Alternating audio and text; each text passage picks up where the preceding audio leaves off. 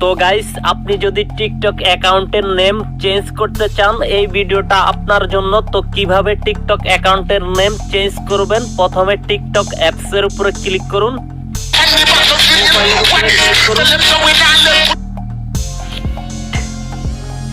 Edit অপশনে click করুন, এখানে ক্লিক করুন। তো এখন আপনারা যে নামটা লিখতে চাচ্ছেন ওই নামটা এখান থেকে বসিয়ে দিবেন।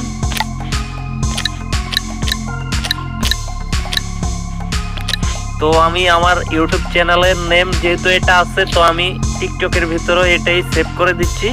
তো এখান থেকে আপনাদের যেটা নাম সেটা এখান থেকে সেভ করে দিবেন।